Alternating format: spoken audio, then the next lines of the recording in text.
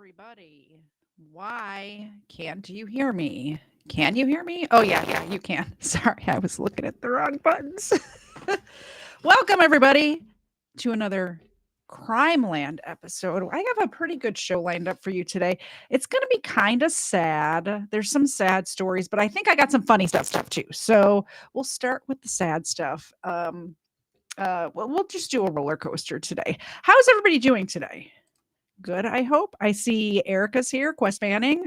Hola, Quest Fanning. Major Victory's the one supposed to be speaking Spanish, though, not you, Quest. Hey, Major Victory. How are you doing today?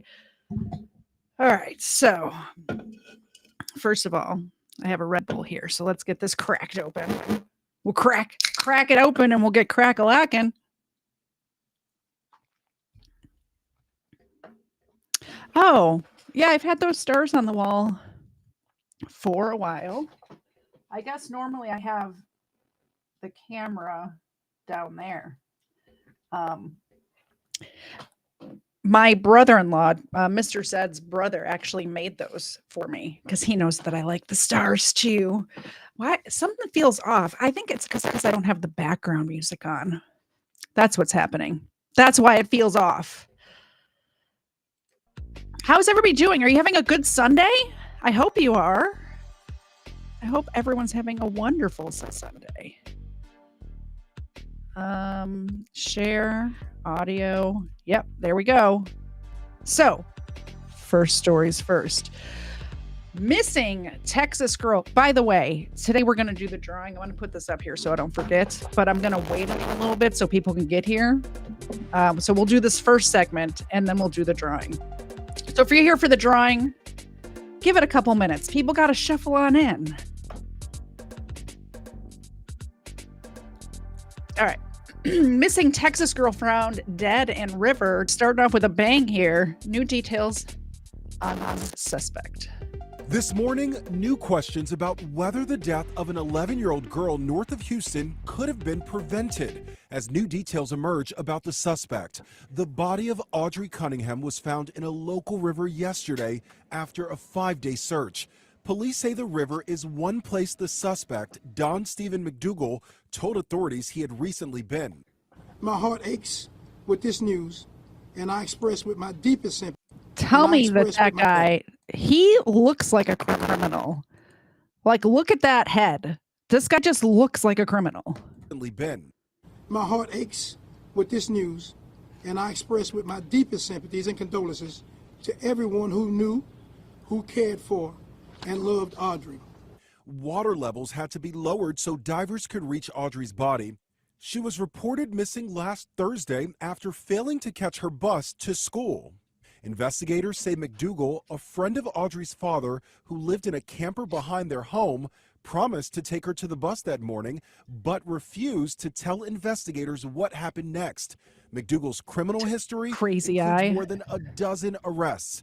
Records show he was indicted for attempted indecency to a child stemming from an incident in 2007. That charge would have required him to register as a sex offender, but he was allowed to plead down to a lesser charge of child enticement, avoiding sex offender registration. Once again, we have a guy who's done this before getting some sort of break and then killing a child. How many times have we covered this on my channel? How many times? He pled down to child enticement and didn't get put on the registry. That's the registry, by the way. If you were here a couple of weeks ago when we covered Jessica Lunsford. Jessica Lunsford's dad worked so hard to get these laws passed in so many states to where guys like this freak on the screen right now would be put on a list and not be let out of jail. But they have to be charged with the crimes they're committing. If you don't charge them with the crimes they're committing, they don't get better. They don't stop doing what they're doing if they get a slap on the wrist. McDougal was taken into custody on an unrelated charge last week. As authorities questioned him in recent days, Audrey's mother held on to hope that her girl would be found alive. Not a single person could say anything bad about her. She's not a bad child. She has so many opportunities ahead of her. An autopsy is now being performed to determine how Audrey died. McDougal could be facing capital murder charges. Lionel Moise, ABC News, New York. Thanks, Lionel. So if that didn't make you mad, I don't know what will. This is the press conference. We'll watch a little bit of this press conference about this case. Basically, the story is, and maybe once this goes to trial, I will cover it in detail. But this guy's a friend of the family, lives on the property, goes to take the girl to school. Girl never gets to school. And he's like, I don't know what happened to her. Then she's found in the river a couple days later. By thanking the media for helping us with the coverage over Audrey, over her missing. Your help has been immensely appreciated. It has been great. I want to thank again everyone who has been engaged in the efforts to find Audrey, from the investigators to the volunteers who have spent countless hours in hopes of finding her, and to the. By the way, this is another one of those cases, just like we discussed with Jessica Lunsford, where the entire community turned out to help search for this little girl. The communities, when they get together like that, it kind of warms my heart a little bit. It sucks that it's in cases like this. It's just this mirror. I wanted to cover this, and I wanted to get it out of the way right off because it reminds me so much of that case that I covered with Frank the other day. The community members who have been here supporting us since day one. I also want to say thank you to Trinity River Authority for lowering the water levels so that the divers could reach areas of interest. But at this time, I sadly announced that Audrey's body was located at the Trinity River on the U.S. Highway 59. As a result of today's developments, I will discontinue the Amber Alert for Audrey, and I want to thank DPS, Department of Public Safety, for all their help in this alert. The information that we have gathered in this criminal investigation is substantial. The Polk County Sheriff's Office investigators, the Livingston Police Department, and the Texas Rangers, the game wardens, the FBI, Harris County Sheriff's Office, the San Jacinto County Sheriff's Office, the District Attorney's Office, in Trinity County and Liberty County. It's just an outpouring of love from all of our law enforcement partners. My heart aches with this news, and I express with my deepest sympathies and condolences to everyone who knew, who cared for, and loved Audrey. All right. This is a 10-minute news conference. If you guys want to watch the whole thing, let me know and I can send it your way. Next up, this is, of course, a Crimeland episode, so we are not deep diving into anything today. Next up, this case is crazy. Have you seen these female cops shoot through this person's front window? Have you guys seen this already? Let me know in the chat if you've seen this one. This is nuts. These are two female officers, and they get a burglary alarm call. And they see somebody walking towards the door with a gun just down by her side. She's not even like pointing it or anything. She's just answering the door with a gun, which, by the way, perfectly legal to have inside your own house. And this is what happens.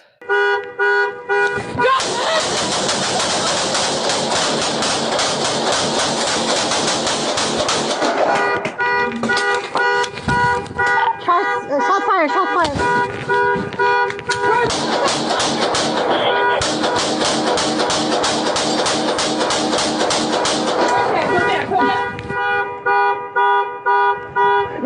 That was 3 magazines worth. The one whose body cam we're viewing this through went through 2 magazines, and the other officer went through 1. 3 magazines worth. I'm assuming they're 15-round magazines. I mean, I didn't count, but it seemed like.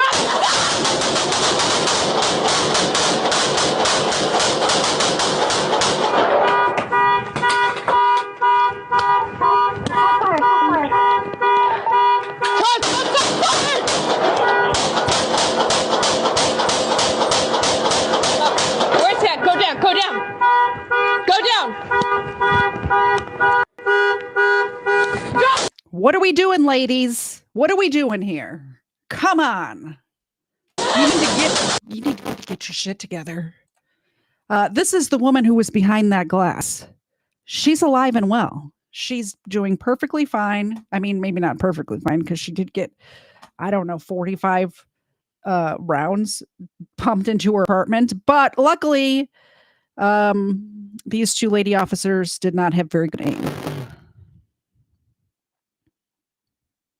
Why can't I hear it? Why is there no sound? Come on. Maybe we're not watching this. I'm traumatized. Oh, there it is. Okay. I'm heartbroken. I feel stripped of my identity. And I would like for them to not just be placed on administrative leave. I don't think they deserve to have badges. I don't think protocol was followed that night or morning. I have a baby, a beautiful baby girl. She knows that I'm not able to do the things I was able to do before. And I'm not able to be as attentive with my baby. She's only 1. So that's probably the hardest part.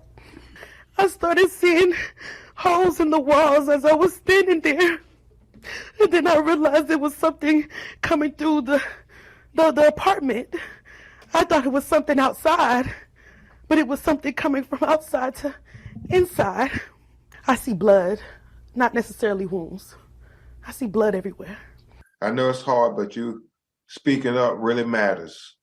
We all know that every American citizen right now is keenly aware of their Second Amendment rights and their rights to bear arms, to have a gun, to protect their home, to protect themselves. Ebony was a law-abiding American.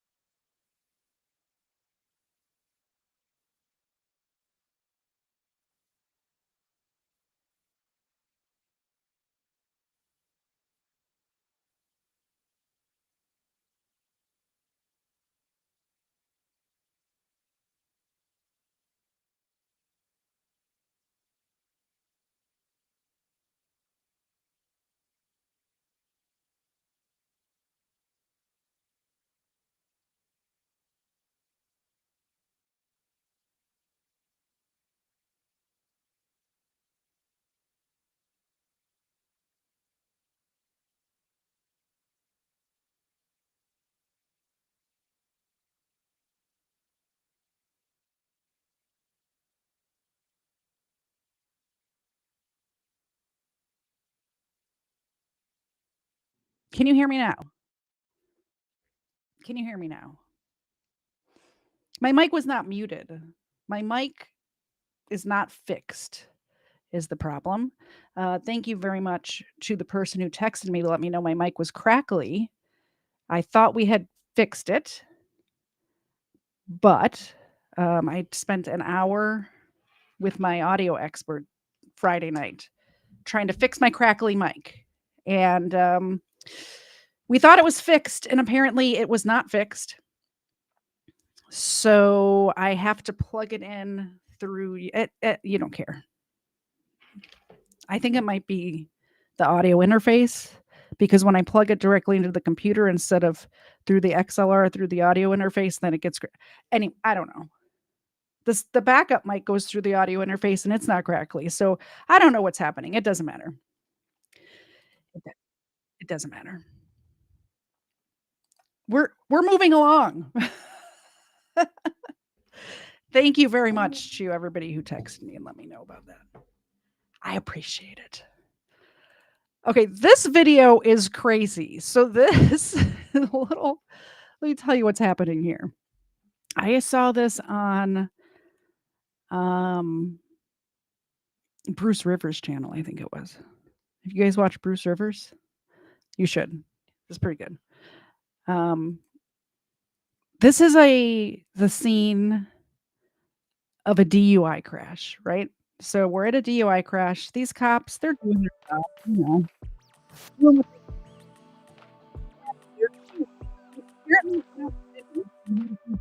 comes up and starts nitpicking the cop.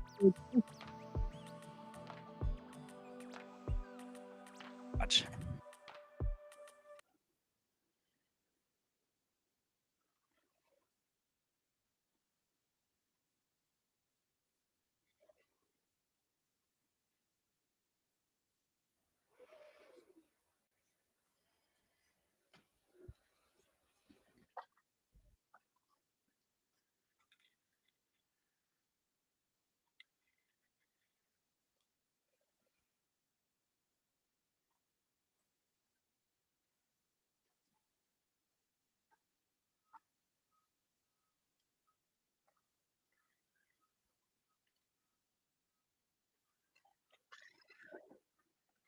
So this bald guy right here is the chief of police, who is not on duty right now. He's in civilian clothing.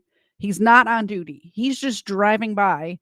He is driving, by the way. He's not, somebody else isn't driving. He's driving. He's driving by and stops because he sees this crash. It's not even like a DUI where it's an actual DUI crash. It was an accident.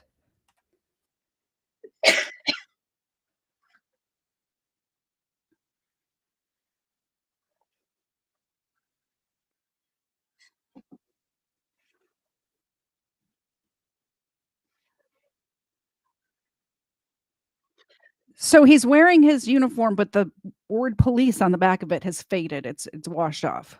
The chief of police is interrupting this guy doing his job because his uniform is faded, I guess.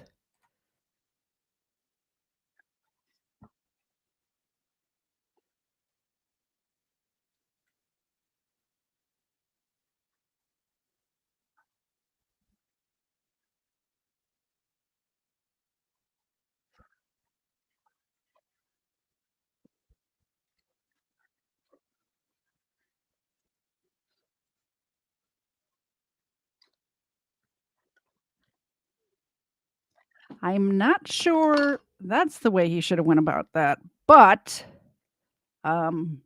he did, and now the chief is on his back on the hood of a patrol car.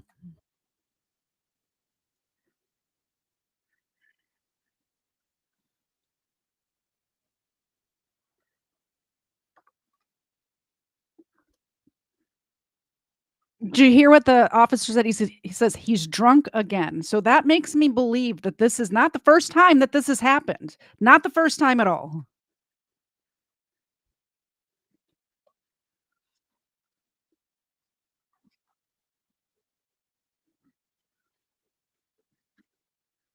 Like, who do you call in this case? Like, if the chief is the one that's drunk and interrupting the DUI, do you call the mayor? Do you call the sheriff? Who do you call? I honestly don't know. I have no idea. No idea.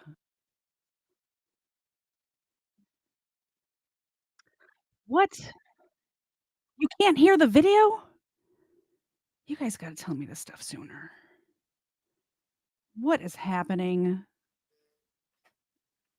And my phone's going off. It's probably somebody texting me saying, "We can't hear the video." Let's try this. Do, do, do, do, do. Yes, away from everybody. Can you hear it now? You're in trouble now. Stop, No, I'm not in stop. trouble. Stop, I'm not in stop, trouble. stop. You're going to be in trouble. Stop, You're gonna be Billy, in trouble. Billy. Chief, I'm working at DWI. I'm listening to you. Okay. Shut up. No. You're in trouble because this is the first thing. First of all, I was about to say to you, you stupid. I was about to say to you, what do you need OEM for? You're embarrassing me in front of the men about the jacket. No. That's neither here nor there. Okay. That's neither here nor there.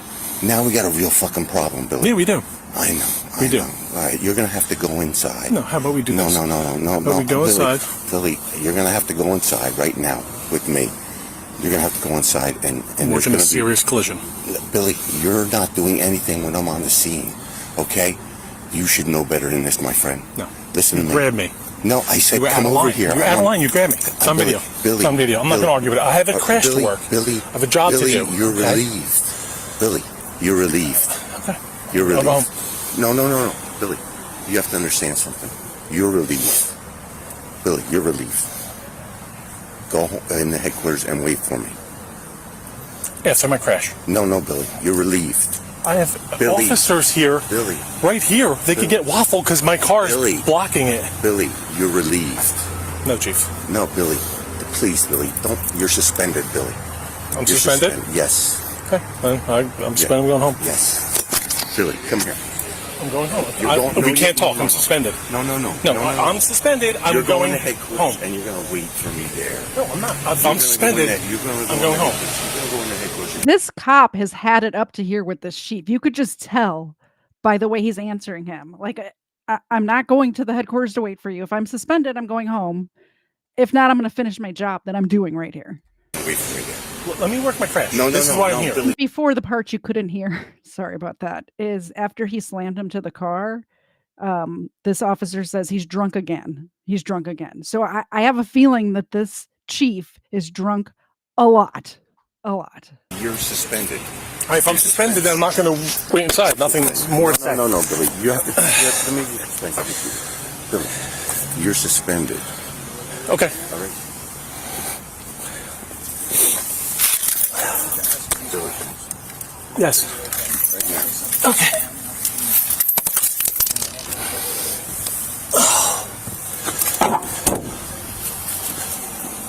Wait for me in there. That's an order. Absolutely not. Absolutely not, Chief. If I'm suspended, I want my union rep immediately. I'm not speaking to anybody until I talk to my rep. Can you do me a favor? Can you put your car where my car is so our officers and first aid don't get run over, please? I got you. Thank you. Billy's suspended. You see what happened there? Yes, Chief. What happened?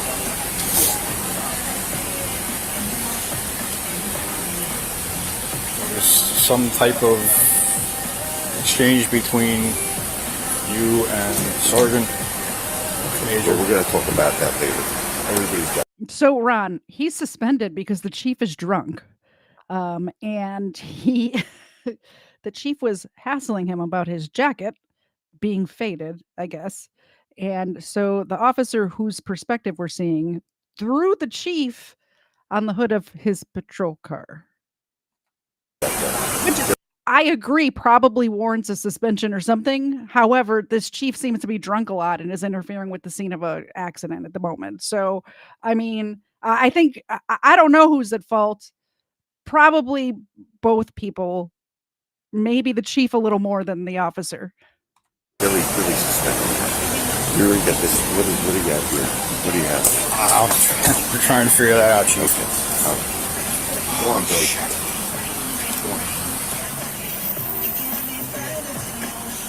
I mean, in there. Yes, you're going to meet me in there. Go and put the dog in right now. There's nowhere to put her. She's going to ruin things. Okay, we'll leave her in there.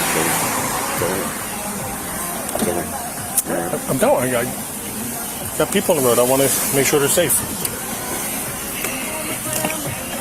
I want to run you over, so watch out. No. Come on. Go ahead. You know I love you. Come on. I know. What? What the fuck is wrong with you? Stop. Billy. Why would you do that to me? Stop. Billy. Stop. You got enough problems already. Please. Okay. This chief is literally exactly how I am when I'm drunk. I hate you, and then 2 seconds later, you are my best friend, and I love you again. So I think maybe the chief is a little drunk.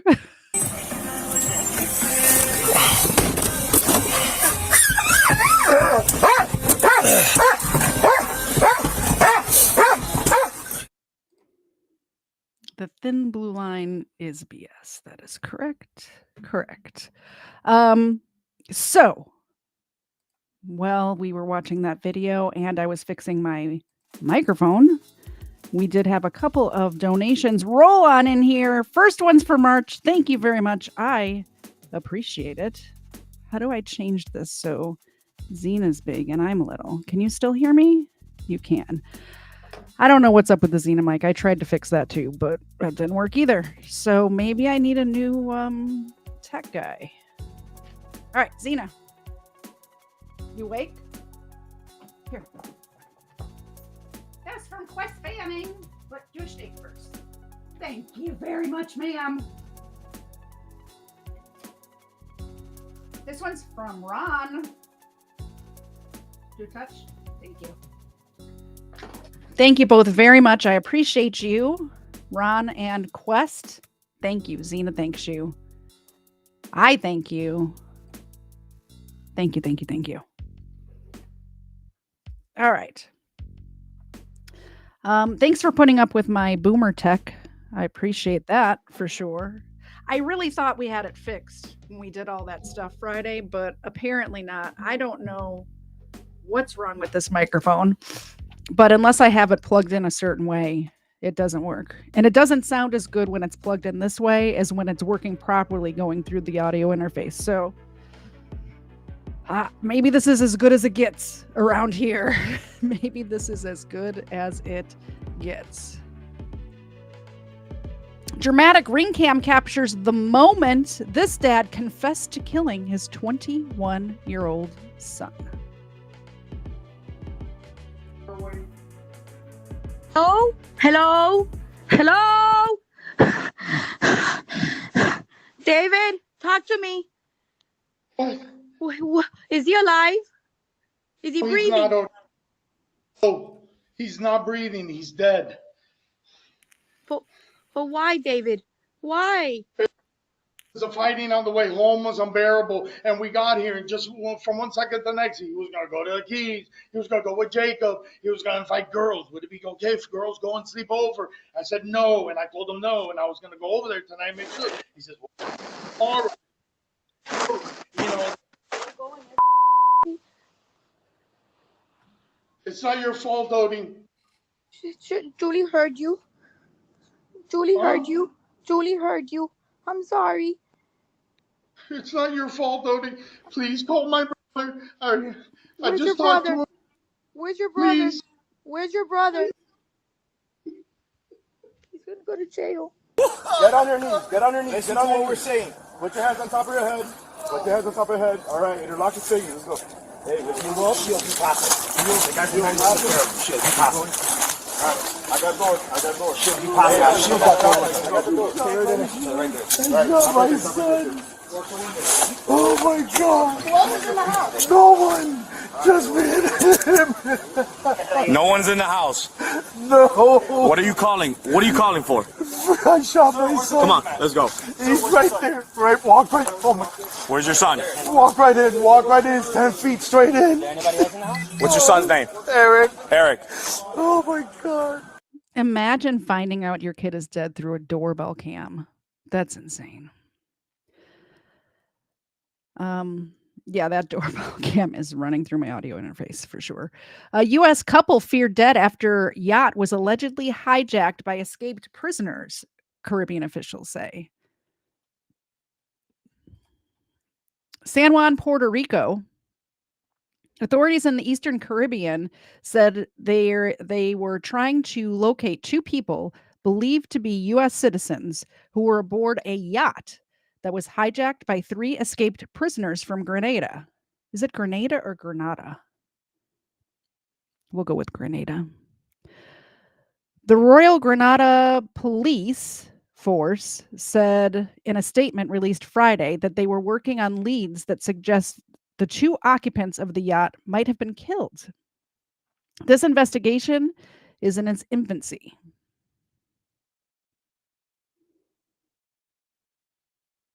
Reported sailboat sons of a missing U.S. couple are speaking out after their parents disappeared following a reported sailboat hijacking in the Caribbean. And sadly, that couple is feared dead tonight. Sarah Welch spoke with the family. She joins us live in the news center. Sarah? Rick and Karine, good evening. One of the couple's sons lives in the South Bay, and he told us the family is praying for a miracle following what appears to have been a violent struggle aboard their parents' boat. It pains me to know that they went through something that seems so painful and tragic. Nick Burrow and his brother, Brian Hendry, are in the Caribbean holding out hope their parents will be found alive. We're hoping to find something, and we're hoping that they're able to find our parents so we can bring them home safely. We're hoping for the best, but we're prepared for the worst as well. Ralph Hendry and Kathy Brandell disappeared February 18th after they were last seen on their 49-foot sailboat Simplicity in St. George's Bay, Grenada. There was blood found on the boat. There were clear signs of a struggle. and their possessions were strewn all over the boat as well. Last week, investigators found the couple's catamaran anchored off neighboring island St. Vincent with no one on board. It's believed 3 violent prisoners in Grenada boarded the boat in St. George shortly after escaping police custody and later used the boat's dinghy to get to shore. And then these 3 fugitives were captured by the St. Vincent police within a mile of where Simplicity was found. Also with possessions from on the boat. Seasoned sailors, the couple married 27 years, had been preparing for the Grenada trip. They made their cruising ship home for the last decade, sailing all over the eastern United States and the world. They were very meticulous in their planning, and they took risk management very seriously. There's been no sign of the couple's bodies. The brothers tell us St. Vincent authorities, working in conjunction with the Grenadian police and Coast Guards, are still scouring the ocean, calling this a search and rescue effort, looking for any signs of the couple. Ralph and Kathy were beautiful people, and I'd like to say they are beautiful people because I still don't want to believe that they are gone from us.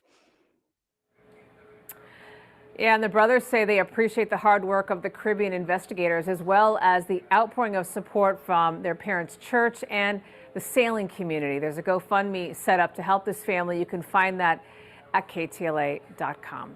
Back to you. Sarah Welch, thank you. Thanks, Sarah. Could you imagine just on vacation and your yacht gets, well, I can't imagine having a yacht, but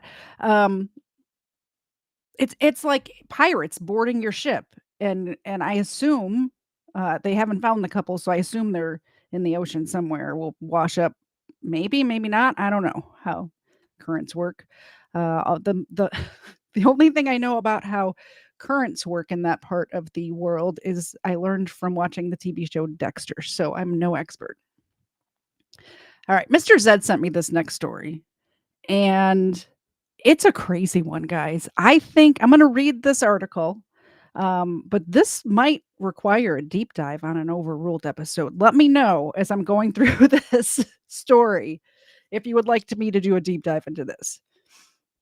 Man whose killings of 2 Alaska Native women were recorded in a stolen phone, convicted.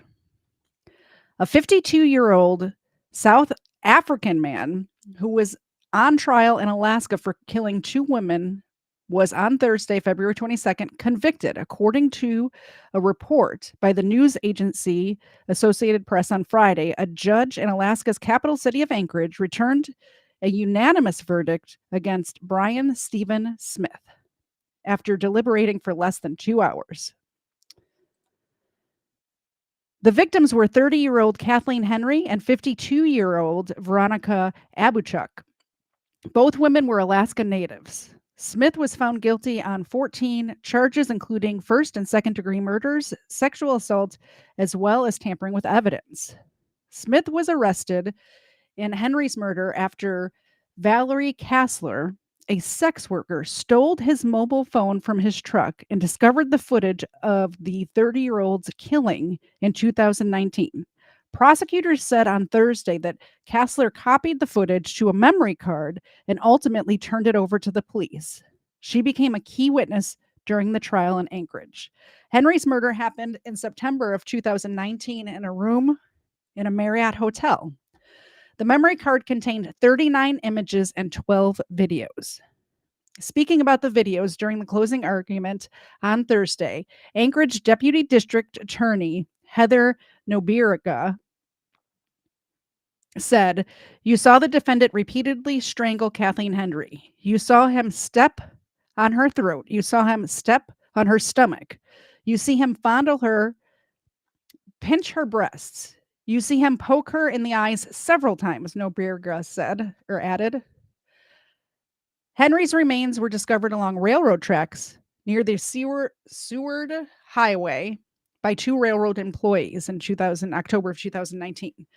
Following an interrogation by detectives, the 52-year-old South African confessed to the killing of Abuchuk. Smith said he picked Abuchuk up in Anchorage while his wife was out of town. He said she smelled, but Abuchuk refused to take a shower when he asked. The man became upset, retrieved a pistol from the garage, and shot her in the head. Smith told the police where Aberchuk's body was left. The authorities later found a skull with a bullet wound. For Aberchuk's murder, Smith faces 30 to 99 years, the report said. He had another life. Smith's wife, Stephanie Blissland, attended the 3-week-long murder trial. Blissland said he was very good for me, but he had another life, I guess. She added that her husband's problems were likely exacerbated by heavy drinking. I mean, I'm going to need to drink heavily after reading this story. This is horrible. Blissland said that when Smith was first arrested, he was in a very dark place. He got better. Over the years, Kassler has changed her story about how she came into possession of the memory card. She claimed that she found the card labeled "Murder at the Midtown Marriott" on the ground. Later, she claimed she stole the car from the center console of Smith's pickup when they were on as what she described as a date, but changed it to say she stole Smith's phone from the truck. So this murder was solved because a prostitute stole the cell phone. What do you guys think? Should I do a deep dive on that? I think I might need to. Look at this guy. And he's from South Africa, so he probably has an accent. I kind of want to watch the trial. I wonder if the trial's out there. I do enjoy a good South African accent, you know. I want to thank Mr. Zed for sending me that story. Usually I hear about these sort of things before he does, and he sent me that story, and I had never heard of it before. So it seems that that guy killed one of these women because she smelled bad. This next story, this woman attempted or tries to kill somebody because they tell her house smells bad. Horrifying case out of North Lincoln where officers were called to this woman's home, finding dead animals and dog feces everywhere, along with 2 people that had been attacked by her. Police say one woman was stabbed and another was beaten up after they made a comment about the shape her home was in. It happened on Sunday near 37th and Madison Avenue. 2 women told police they were visiting 24-year-old Tatiana Iniguez's home when they had told her that the house was very dirty, especially with 2 children living in the home. Iniguez is then accused of getting upset before punching one of them and stabbing the other with a kitchen knife and threatening to kill her. Luckily, they're both expected to be okay. The children are no longer living in the home, and Iniguez was arrested on 2nd-degree assault and a weapons charge. She's due back in court on March 14th. It's a special day at Park Visalia. I mean, all I have to say is if somebody comes into my house and starts complaining that it's dirty, just get out of my house. I'm not saying they deserved it, but no, they didn't deserve it. And it seems like she was living like a hoarder, like filthy, not just like a little dust like around here. So they didn't deserve it. I'm just kidding. That was a joke. I didn't even read the headline to this one. I guess we'll find out together. Behind bars thanks in no small part to the actions of his own family. Yeah, last February. I remember this story is great. So these girls were abused by their father, and there was a warrant out for the dad's arrest, and he went on the run. And these strong women got together, got on social media, and got him. They got him. Watch this. Also, it happened in Polk County, so Grady Judd is involved. It's the perfect story. It's the perfect news crime story.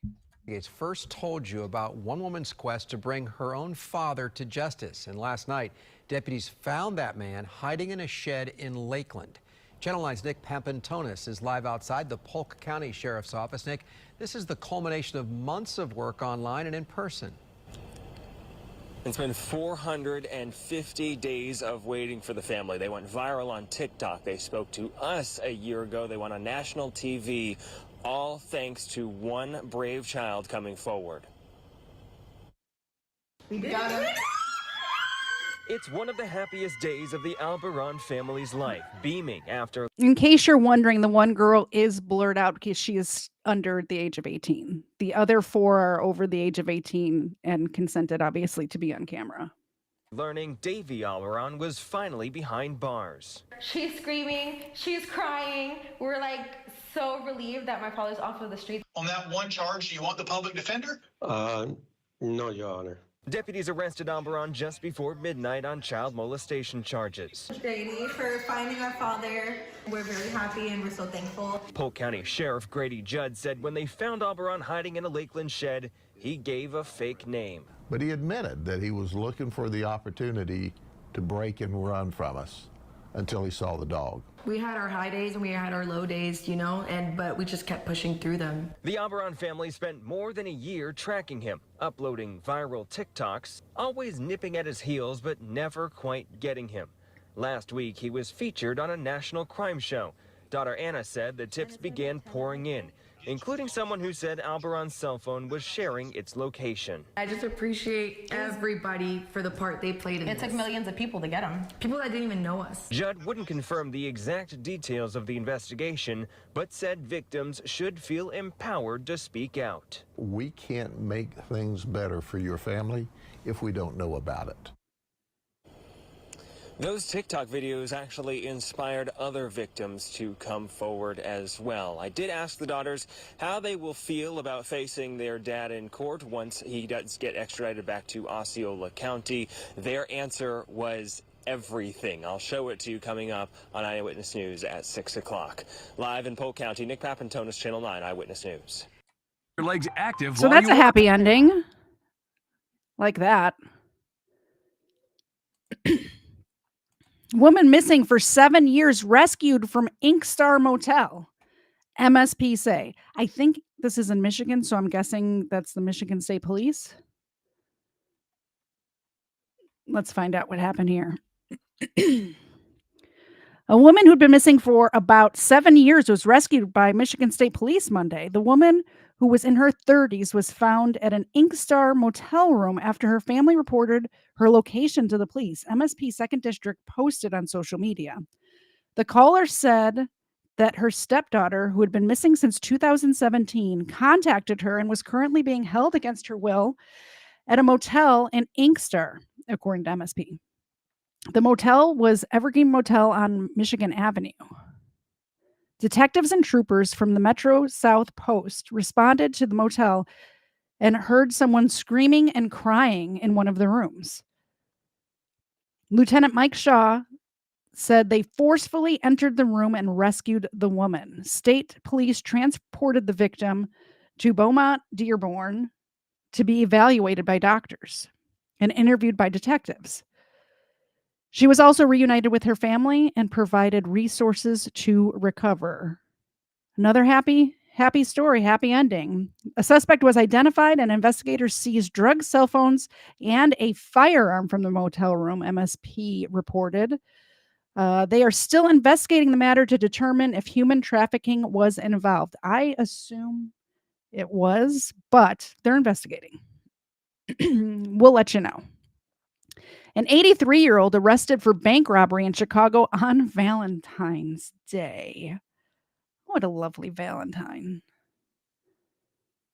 An elderly man is accused of a string of bank robberies in Chicago. Authorities believe 83-year-old Donald Bennett had been targeting the bank since last summer, along with a younger accomplice in his 50s.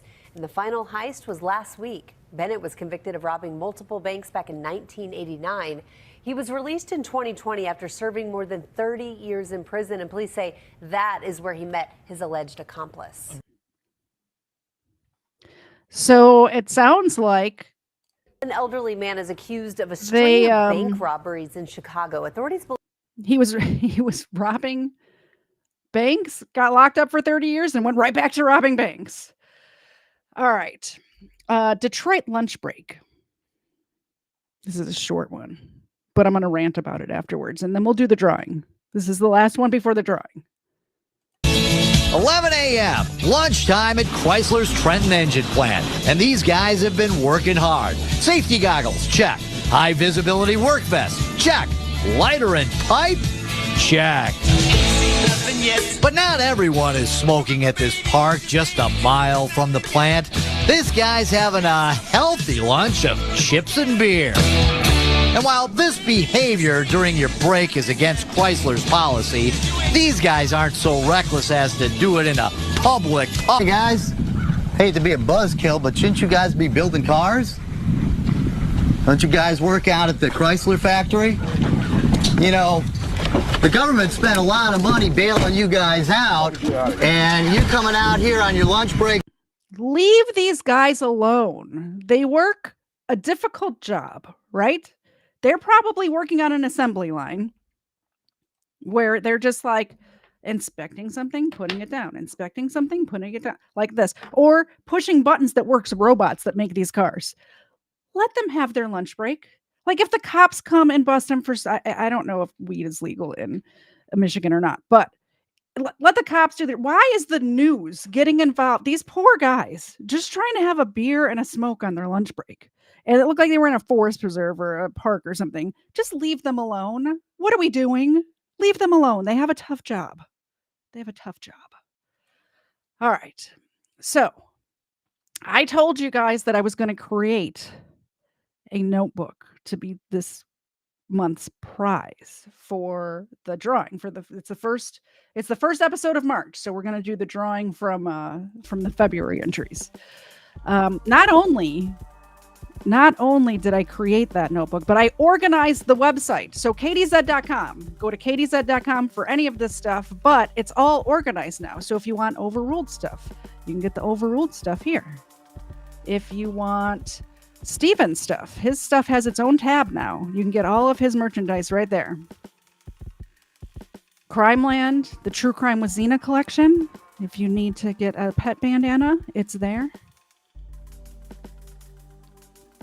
So the notebook. You guys wanted a notebook, so I designed a notebook.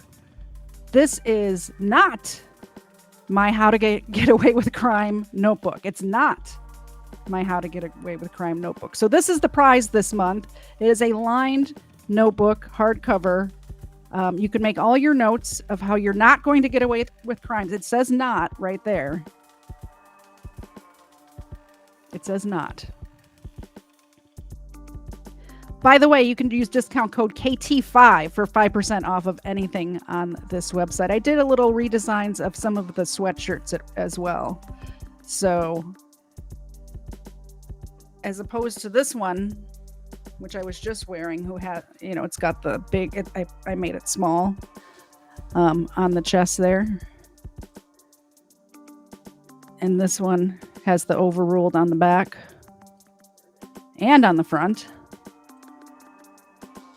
They're very comfortable too. Very comfortable. I highly suggest picking one up. All right. You guys want the drawing? I'll give you the drawing. Let's see who's in the chat. So just so you know, anytime you donate or you buy something from the merch shop or you come on the show, if you are a guest on the show or you call in, you get an entry for that as well. You get entered into the drawing, and I have all the entries here. I'm not as fancy as Hezekiah, although I did message him and ask him what that spinny thing is that he uses on his channel, and he told me, and then I forgot. So I might have to get back with him to do that, because this is, this is the whole, I'm old and I do things the old-fashioned way, and that's what this is. So let's see who's going to win the notebook. We'll pick one out. It is Quest Fanning. I think I saw Quest in the chat. He did donate earlier. So Quest, you won. Quest, I would say send me your address, but I think I already have it. But I'll message you if I can't find it or whatever. Quest Fanning, congratulations. You won this beautiful, not my How to Get Away with Crime notebook from the KTZ.com online store. It's very nice. You can keep all of your crime notebook. You can keep all of the tips you learn from watching my channel in this beautiful notebook. I'm going to leave this here so I don't forget. Somebody remind me if I forget. The Quest won. Thank you, Quest, for all of your donations and your support. I appreciate you. All right, moving along. Moving right along. Let's see if I missed anything over here. Oh, Parson said some of them may be forklift drivers. I don't really care. Leave those guys alone. Like I said, I understand if it's the police or something like this. Is the news having nothing better to do with their lives than bother these poor guys on their lunch break? Like they got enough to worry about. They have enough to worry about. So I want to talk about Laken Riley. Have you guys heard of Laken Riley? She was murdered last Thursday. She was murdered last Thursday at UGA, and she was previously a UGA student, but she had just recently transferred to go to nursing school at Augusta University, which is very close. I don't have a map pulled up, but Athens and Augusta are very close together. So she went back to the UGA campus where she had been going to school previously to run on the track by the intramural fields.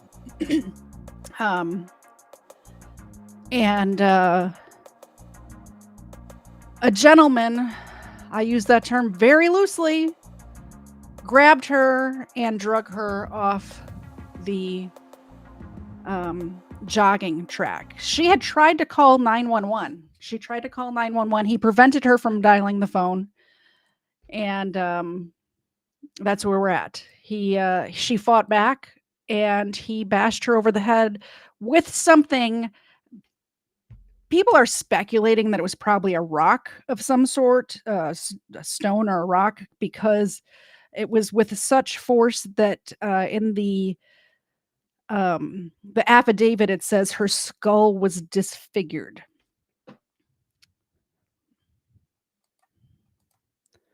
Let's hear about this case. This is heartbreaking. This is a heartbreaking time for the university.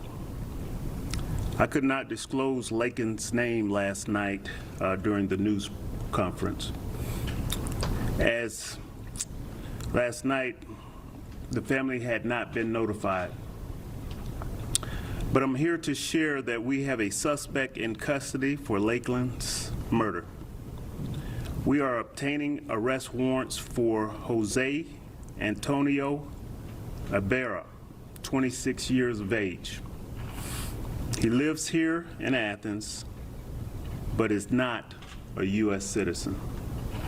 He has been charged with the following: malice murder, felony murder, aggravated battery, aggravated assault, false imprisonment, kidnapping, hindering a 911 call, and concealing the death of another. He will be transported to the Clark County Jail. We have also served a search warrant on his apartment and continue to collect evidence.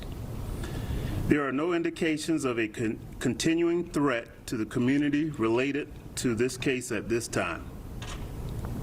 I want to thank the men and women of the University of Georgia Police Department and all of our partners. This arrest was facilitated by the excellent work of both patrol officers and detectives from the University of Georgia Police Department and the Athens Clark County Police Department, as well as Georgia Bureau of Investigation, with the assistance of federal agencies as well. In every way, it was genuinely a team effort. How heartbreaking is that? Tempers flare for members of the community at a press conference by the mayor of Athens, giving an update on to the death of Laken Riley. They are calling for the mayor to resign. These people in Athens are ticked off. Liar! You're a liar! You are guilty and got blood on your hands for this murder, sir. Many of the aspects that are ascribed to Sanctuary City. We know what Sanctuary City means. That are disallowed. It means abiding by sanctuary policy, which is what we do. And we contribute a document every year to the Georgia Department of Audit. Liar! When you have the little old ladies upset, I mean, when these ladies are upset, I'm pretty sure both of their names are Karen and that mayor's going down. So in 2019, the mayor of Athens declared Athens a sanctuary city. Now, this Ibarra guy was arrested in Athens previously, but they let him go back out onto the street. And that's why these people are upset. He was arrested for shoplifting at Walmart. He was with his brother at the time. The reason they're upset is because what should have happened, or what they think should have happened, which I believe should have happened, is when somebody is arrested and they are not a citizen of the United States and they're here illegally, then whoever the arresting department is supposed to call the Border Patrol people and have them picked up and dealt with that way, the immigration status stuff. But because Athens is a sanctuary city, they just let him go back out into the community, and he ended up killing Laken Riley. That's why they're upset. Explosive moments as the mayor of Athens Clarke County worked to explain safety enhancements coming to the city after the death of a college student, Laken Riley. Many protesters say they're angry at the fact Athens appears to be a sanctuary city. Fox 5's Eric Perry was inside the tense news conference. Eric is live outside police headquarters with the latest. Yeah, Christine, tense, not even sure if that is a strong enough word to describe what the feeling was like inside. Many people who were in opposition this morning believe that this 2019 resolution that was signed by the mayor and commissioners names Athens as a sanctuary city. The mayor says that's simply not the case. Resign now! Resign now! Heated moments in the city of Athens Wednesday morning as Mayor Kelly Girtz attempted to unveil a safety plan. We are deeply sorry for this tragedy. The responsibility for this crime rests solely upon the perpetrator. This comes after the death of Augusta University nursing student Laken Riley, killed on the UGA campus last week, allegedly by Jose Ibarra, confirmed to be in the country illegally. Girtz says his focus is to ensure the safety of all. He plans to present several safety investments to commissioners at a Tuesday meeting. Making sure that we tie all our publicly accessible cameras and those private cameras that have engaged with us into a unified system and staffing that real-time crime center on each shift. Girtz also outlined the need for all-terrain vehicles, money for youth and housing, and raises for police. You're a liar. We're here to listen. Liar. There'll be time for questions. You are guilty and got blood on your head. But bubbling over for many residents who came with signs in hand is the idea of a sanctuary city. There's been no legislation from this government that has created sanctuary city status. The mayor says Georgia does not allow for sanctuary cities, and no policy has been adopted by the mayor or commission to create the city status. He signed the resolution in 2019, and now he's like pretending he didn't for some reason. Just be honest, dude. Face heavy criticism of a perceived sanctuary city status after city commission passed a resolution in 2019 welcoming immigrants of all statuses. Mayor Girtz says the resolution was put in place during the Trump presidency after rhetoric, he says, was harmful. Fox 5 has learned Ibarra was arrested for shoplifting this past October, but was released. The police chief says their system has no way of detecting someone's immigration status. Blood is on his hands. The blood is on the mayor's hands. Yeah, and back out here live, Laken Riley's family will say goodbye to her one final time this Friday. As for protests, there are several planned, one this evening on the campus of UGA, set by students, and many of the protesters inside there this morning in opposition prepare to come together Tuesday at 5:30 at City Hall, an hour before the county commissioner meeting. In Athens, I'm Eric Perry, Fox 5 News. All right, Eric. Thanks, Eric. Yeah, when the students and the little old ladies are both protesting against you, you have lost already. There's no winning that. There is no winning that at all. I have a couple more.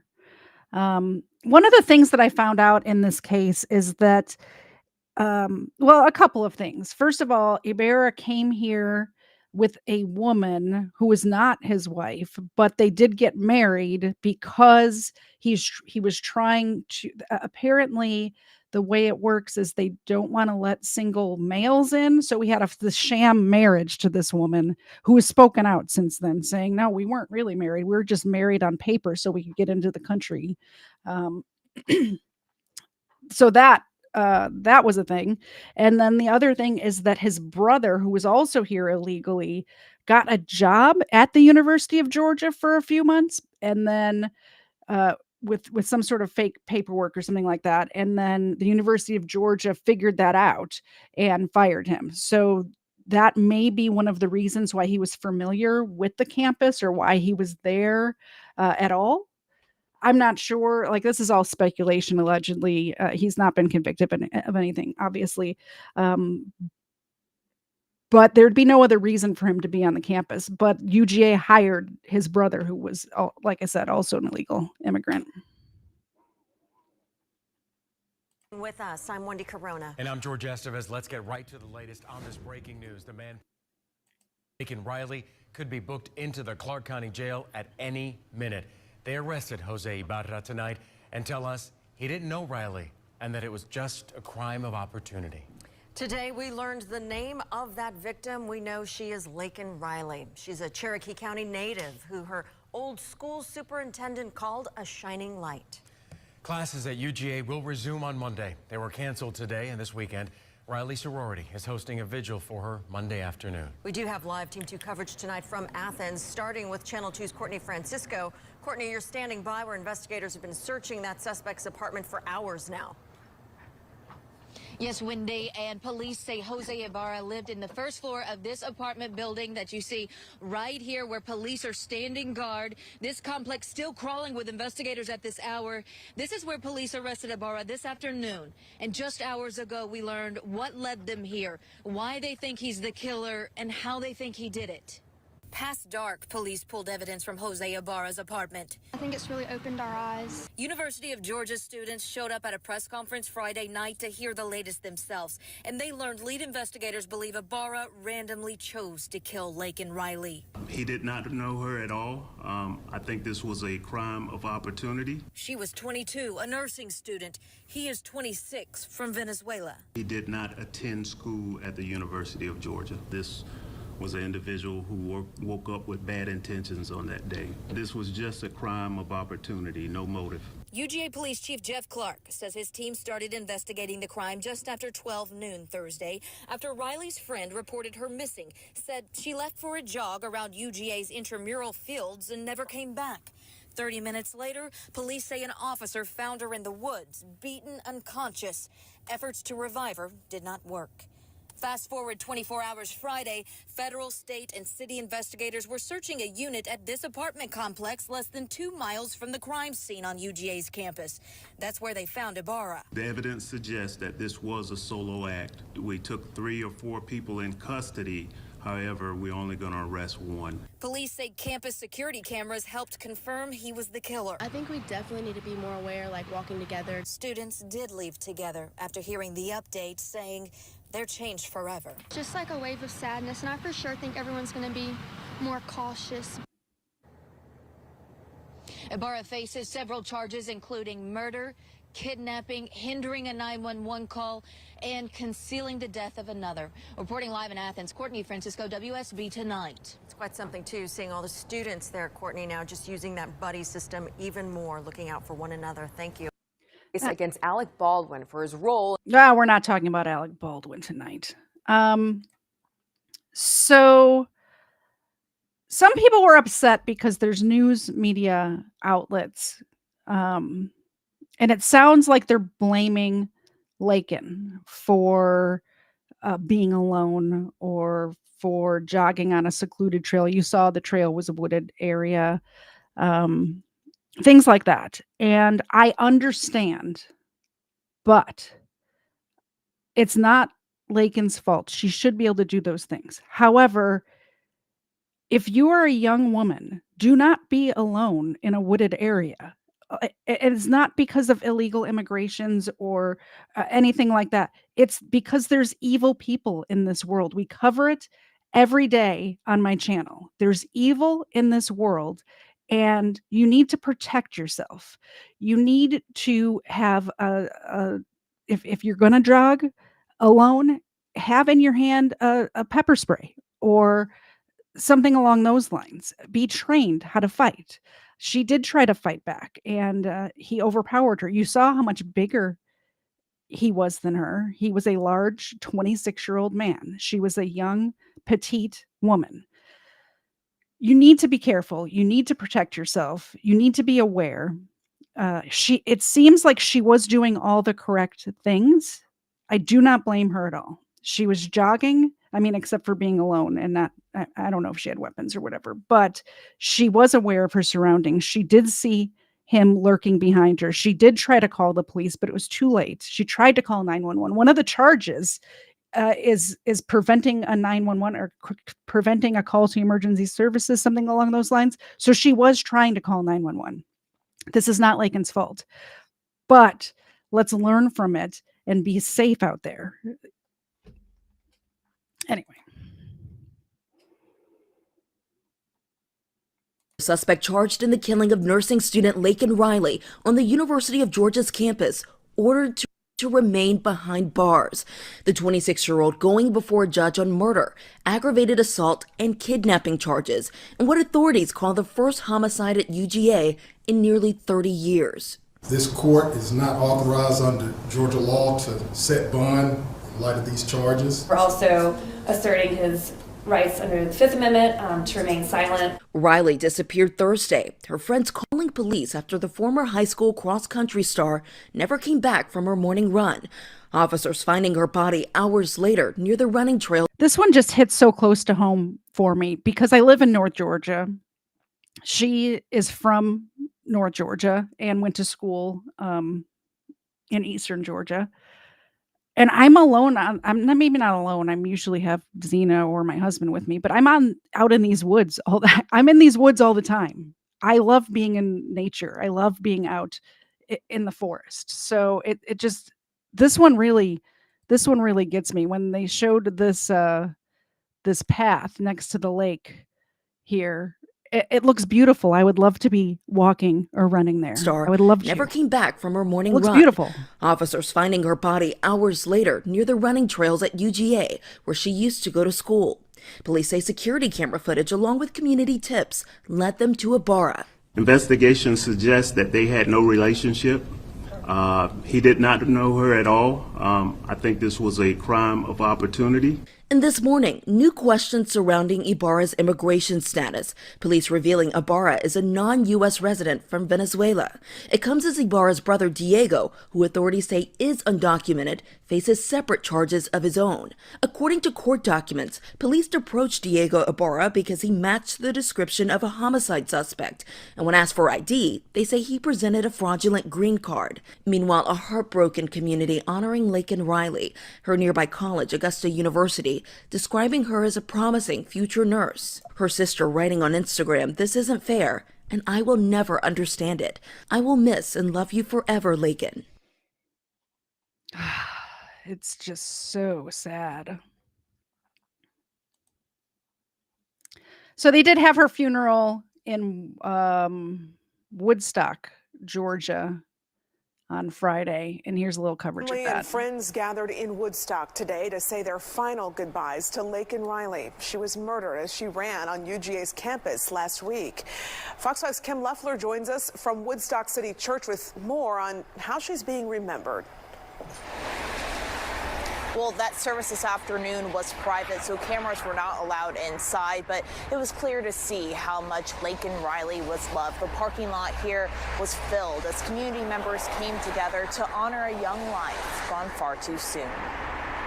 The red and black ribbons outside Woodstock City Church shine bright through the rain as friends and family said their final goodbyes to 22-year-old Laken Riley. Riley was killed while out for a run near the intramural fields on UGA's campus last Thursday. She grew up in Cherokee County and attended River Ridge High School. She went to UGA, where she was an active member of the Alpha Chi Omega sorority before transferring to the Augusta University College of Nursing. The pastor of Woodstock City Church, where Riley Riley was actively involved, released a statement Friday saying in part, Laken was special. She was a gift to anyone who knew her. Smart, kind, compassionate, and thoughtful don't even begin to scratch the surface. In his statement, the church pastor continued to say, Laken's family is family to us. And as their church family, we here at Woodstock City Church are committed to walking alongside them and carrying this burden with them. Riley's family called her an amazing daughter, sister, friend, and overall person in general who will be missed every day. Now, Riley leaves behind her parents and 3 siblings. Her family plans to start the Laken Hope Riley Foundation, which will be focused on homicide awareness and safety for women. A GoFundMe account posted online already has raised over $180,000 towards that cause. Live this evening in Woodstock, Kim Loeffler, Fox 5 News. So yeah, just all around, this story is very sad, and it did hit very close to home for me. Because like I said, I live in North Georgia. I've lived here for many years, so let's move along to something else because I don't want to cry on air.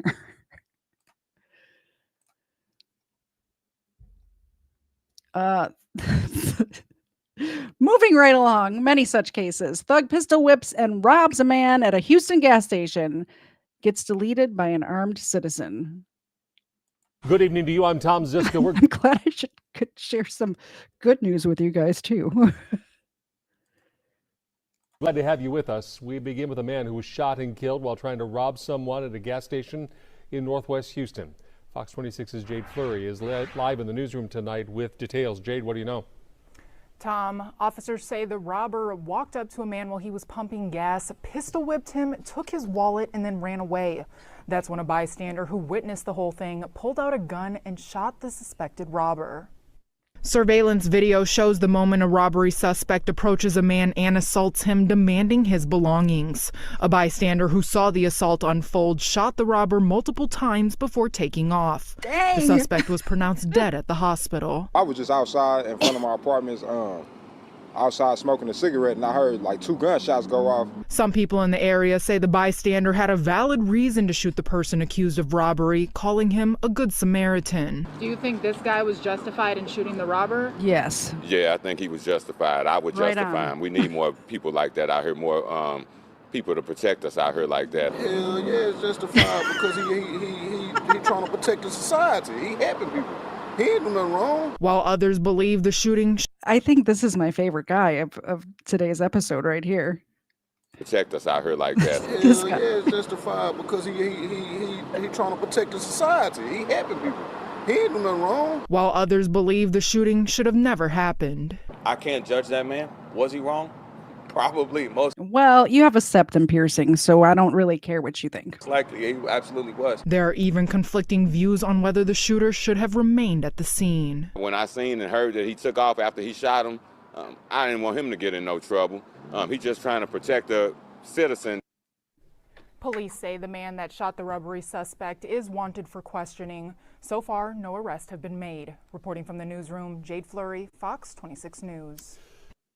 Good evening to you. I'm Tom Ziska. We're glad to have you with us. All right.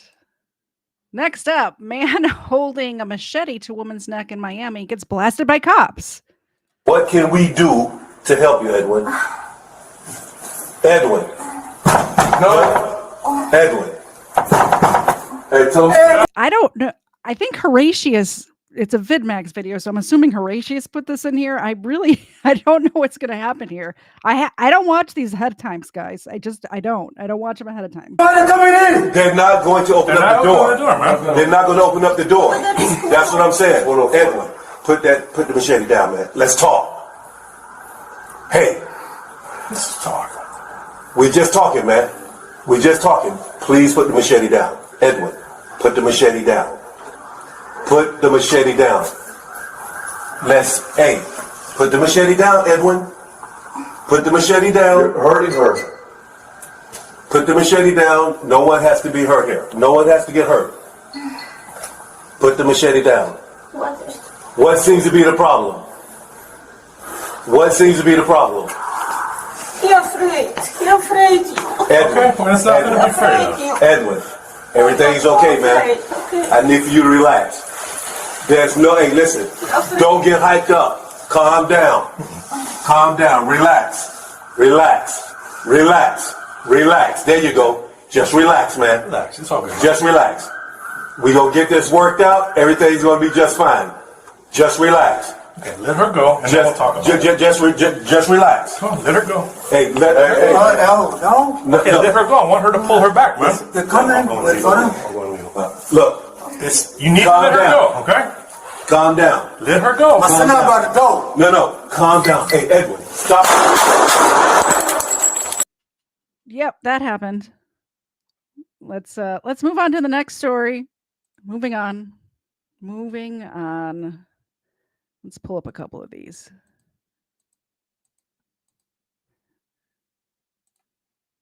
I think we might have caught that in time. I guess we'll find out.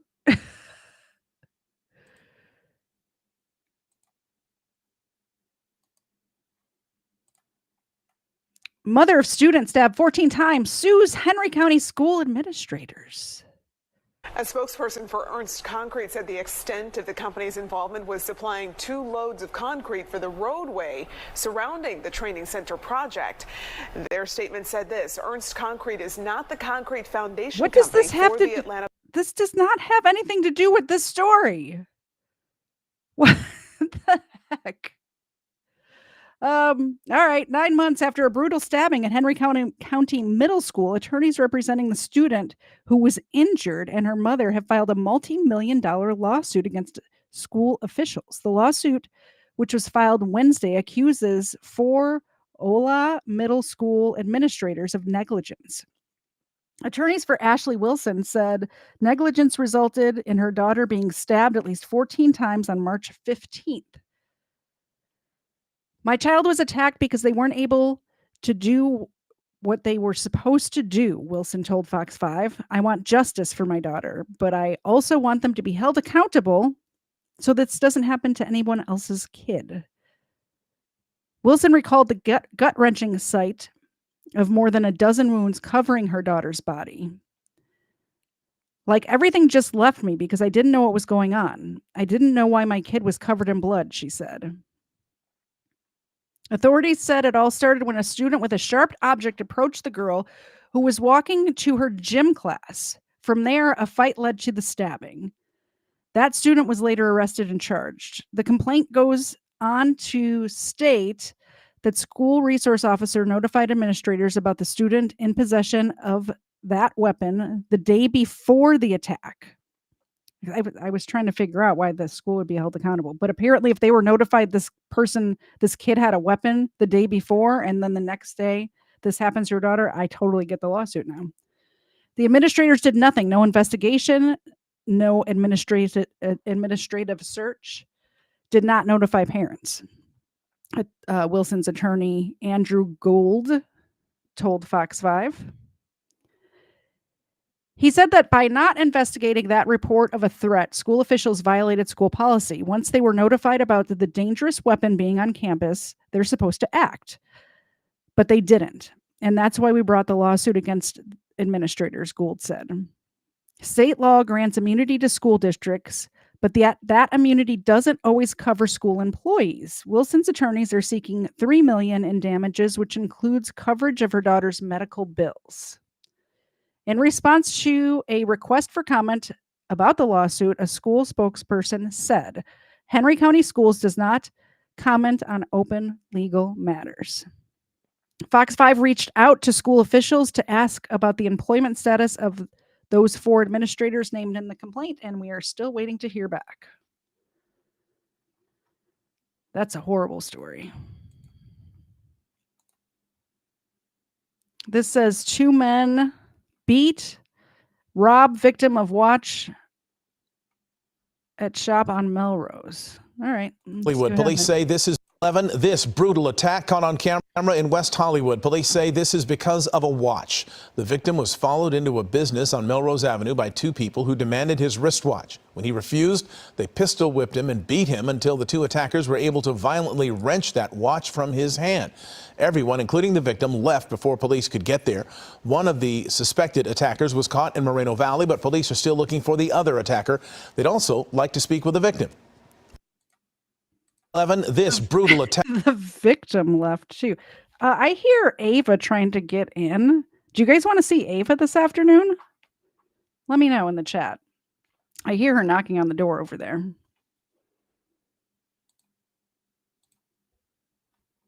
Detective reveals details into the alleged murder of 14-year-old Lorelei Sterling. Ron wants to see Ava. More information was released during a hearing for a Lima teen that has been charged with murder. 18-year-old Malik Dennis had a hearing in Lima Municipal Court this morning. I'm going to get Ava. He is charged with the shooting death of 14-year-old Lorelei Sterling. Her body was found in a home at 778 Green Lawn Avenue during the early morning hours of February 13th. Dennis was arrested 2 days later, and after talking to Lima detectives, he admitted to shooting Sterling. He admitted to firing a shot inside of the house after climbing on the antenna, firing a shot through the window, which there was one hole through the window, and she was shot one time. Herod was asked if Dennis was allegedly robbed the same night in the home where Sterling was killed. Minutes before, it was not immediately before the shooting. Mr. Dennis was initially came over to 778 Green Lawn to meet with either or Lorelei Sterling. When he was there were two other juvenile subjects in the house who ultimately robbed Mr. Dennis. Ultimately upset Mr. Dennis. He returned to his house, obtained another firearm, and then returned to the house is when the shooting happened. The case will be presented to the grand jury for additional charges. Dennis is being held on a $2 million bond. All right. Ava's with us. There she is. Hi, Ava. Do you want a cookie? She sticks her bottom lip out. It's pretty cute. All right, here we go. That's just for being cute. Nobody even gave us anything. That's just for being cute. Zena, come here. I got Zena here too. Come on. There she is. It's over here. Thank you. All right, hop down. Thank you. Oh, we did get a donation. Thank you very much, Erica. I'll give them another one. I will give them both another one. I appreciate I can speak today. I appreciate you guys so very much. Zena, come here. Come on. Say hi. Say look over here. Say hi to Erica. Say hi. There you go. Let's see if Ava can catch. She's not generally good at this game, but we'll find out. You ready? Oh, she got it. You guys, she never catches it. It usually bounces off her forehead. She caught it. Did you see that? Live action. Live action. All right, Zena, get in your spot. Zena, get in your spot. Hop up. Thank you. There they are. No, she caught it. Ava does not need glasses. She actually caught it that time. Amazing. Get them both in frame. I know you guys are actually here to see them, not me. So we'll get them both in frame for you. All right, next. 8 individuals assault, rob man in attack from behind on downtown Cincinnati sidewalk. Maybe we'll see this. Violent assault in downtown Cincinnati caught on camera. You're looking at exclusive surveillance video here near 6th and Walnut. Now, police are calling this seemingly random attack disturbing and unacceptable. WCPO 9 News reporter Valerie Lyons joins us now live. Valerie, despite the brutality, the victim was able to walk away. Unacceptable is what they call unacceptable. Yes, it's yeah, it's unacceptable to violently attack people from behind. Like unacceptable is what your boss says to you when you're 10 minutes late for work, not when you violently attack somebody from behind. Thank you very much, might be wrong. I don't know about getting a new interface for $2, but it will help. It will definitely help.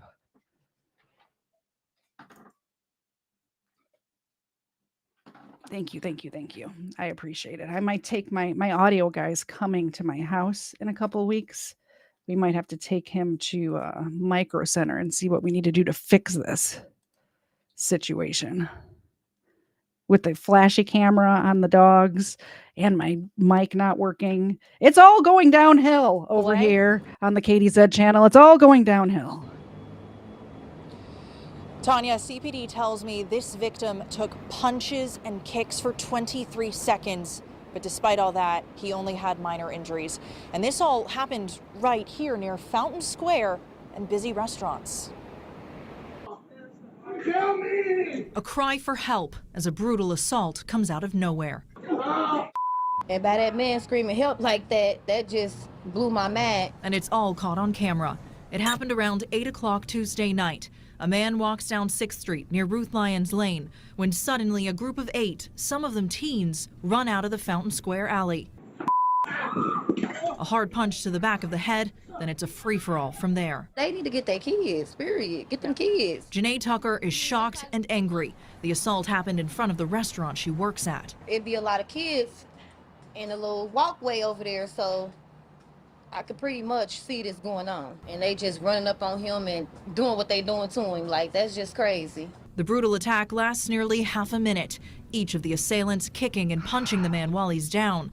One of them even steals his phone. I just think it's unfortunate that, they're targeting. I can't believe these people are using words like unfortunate. It's unfortunate. It's unacceptable and unfortunate. Like, I don't. It is ridiculous that this sort of stuff even happens, and that we live in a society where these people who are doing these kind of attacks feel like they're going to get away with it. And if they do get caught, they're going to get a slap on the wrist. That's what's unacceptable. The fact that if they do get caught, they're going to get a slap on the wrist and they're going to get released, especially if they're under 18. They need to be locked up. It's outrageous. Yes, it's outrageous. No chance to get away from 8 people that are coming at you. Tucker's coworker Lauren Norman is shocked too, but relieved to hear police caught at least some of the suspects, 18-year-old Jaden Shaw and a 14-year-old boy. Both were arrested and charged with robbery. I'm surprised nobody from even over here at 8 p.m. on a Tuesday night. You've got people that are eating and hopefully all around. Bystanders did eventually walk up to the victim and call 911. Police continue to search for the other suspects. Parents do really need to get their kids. Yeah. Because it's just crazy out here. And like you said, it's kids that's doing it. Now, CPD is sending a strong message right now. If you see a crime like this, call 911. If you film a crime like this, send that video to CPD's investigative unit. And for parents, they want you to sit down with your kids and let them know that crimes like these are, quote, vicious, completely unacceptable, and harmful to our communities. She said unacceptable again. Let's just take note about that gas station video we watched a few minutes ago. That's what needs to be happening. People would stop doing that if that was happening.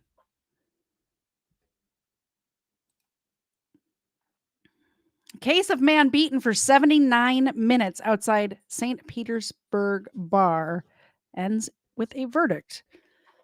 Uh-oh. I'm not subscribing to this. We're not going to hear this story. I don't know who sent me this, but when you send me stuff that you have a subscription to, and I do not, we don't get to know what happens.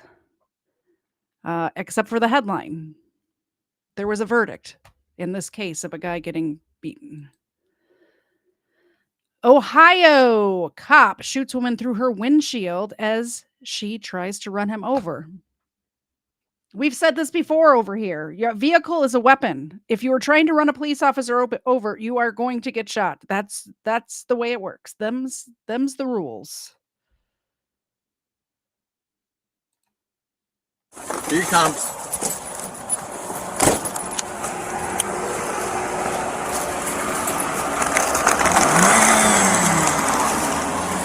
Watch out. 605 is off. Turn around, keep your car. Oh! Watch out! Watch out! Watch She out! wasn't just trying to run him over. She did run him over. Holy cannoli. Get out of the car! Get out of the car! Get out of the car! Get out of the car! Watch out! Watch crossfire! She's doing it again!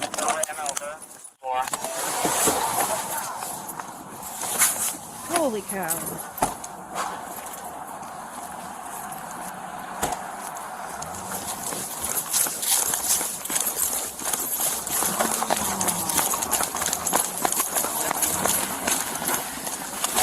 Stop the car! 605 to those officers. Stop the car! Turn around and get in your car. Away. Oh! Shots fired. Now an officer ran over. 10-3. He ended up like 20 feet away from that. Did you see how far he flew off of that windshield? Holy cannoli. I copy 10-3. Officer ran over. Shots fired. Advise Worthington. Advise 10-4. We're going to need some intersection shut down. I copy.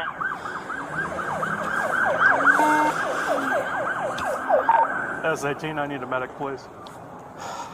Okay, are you guys on the BP lot? Yeah.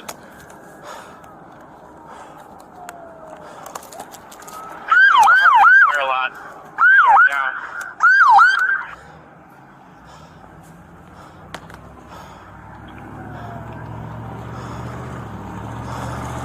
Block this whole thing off. Where's the suspect? He's that way. Block this whole thing off. Oh, I thought it was a woman.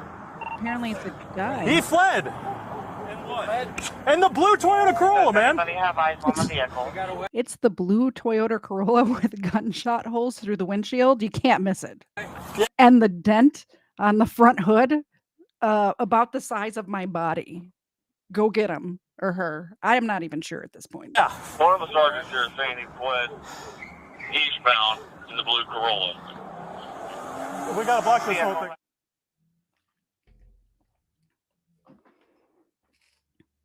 Get down on the ground. Lay down. Put your hands behind your back. Put your hands behind your back. Oh, it is a woman. Put your hands behind your back. I love the motorcycle cop just pull up with the. That was a good ending. That was a good ending. Let's see what else we have. It is 6:06 right now. Should we do a few more? We'll do a few more. Although that would have been a good one to end on. I mean, you guys send me so much stuff, so we got to get through some of them.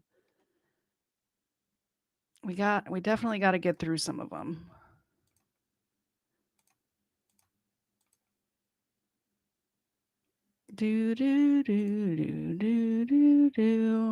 All right. I pulled up like 5 or 6 more.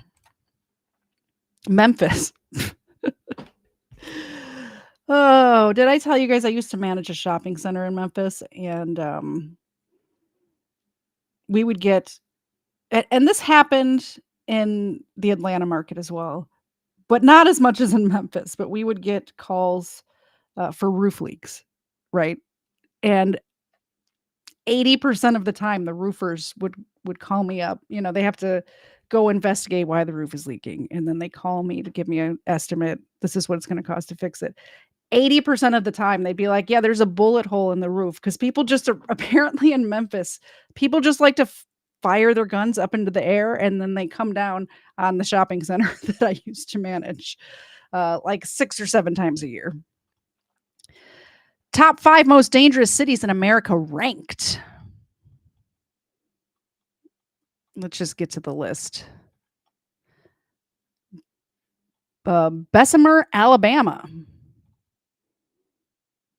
Here are some disturbing numbers. According to Traveling Lifestyle, the odds of becoming a victim in Bessemer are 1 in 9. 1 in 9. Let me know in the chat if you live in any of these places. I'm very curious. If you live in any of the places we're about to talk about, and if you do, are you planning on moving anytime soon? All right, so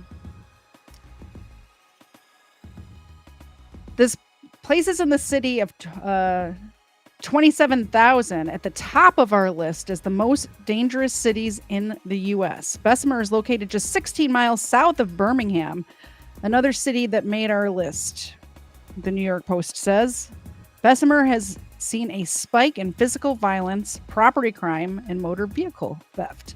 Memphis, Tennessee. Memphis is a much different place than it was when Elvis Presley walked the halls of Graceland. Now it has a crime rate that is 237% higher than the national average. St. Louis, Missouri. Well, the St. Louis Arch may be welcoming. You may not get such a homey feeling if you come into harm's way while visiting St. Louis. According to the Property Club, you have a 1 in 50 chance of being targeted by a criminal in the gateway to the west. I take 1 in 50 over Bessemer or whatever that town was in Alabama. 1 in 9 shot of being a victim in that town. That's crazy. Detroit. Do people still live in Detroit? I thought it was pretty much a ghost town by this point. Detroit is no stranger to danger. Coming in at number 4 on our list, Norada Real Estate Investment says, thanks to urban decay, many abandoned buildings attract illicit drug trade, squatters, and gang-related activities. Efforts to remain underway to try to revitalize some of those areas to reduce crime. Birmingham, Alabama, right by Bessemer. Another Alabama city rounds the top 5. Traveling Lifestyles reports local authorities in Birmingham have tried to reduce crime, but it remains higher than 98% of other communities in the state. That's it. That's the top 5. Do you live in these places? I forgot I asked you guys a question.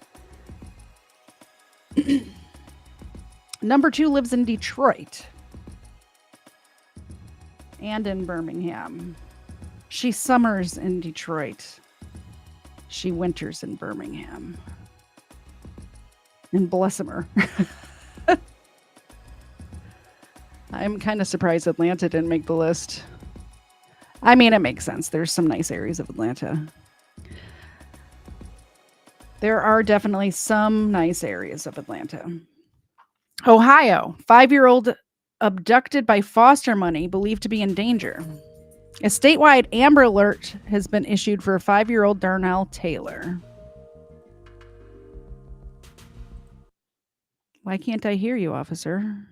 Stated that his wife, 48-year-old Pammy May, woke him up and made statements that made him believe that their foster child, 5-year-old Darnell Taylor, had been hurt or was in danger. The caller then stated that Miss May left in a gray 2015 Jeep Cherokee with Ohio registration JIGGZII.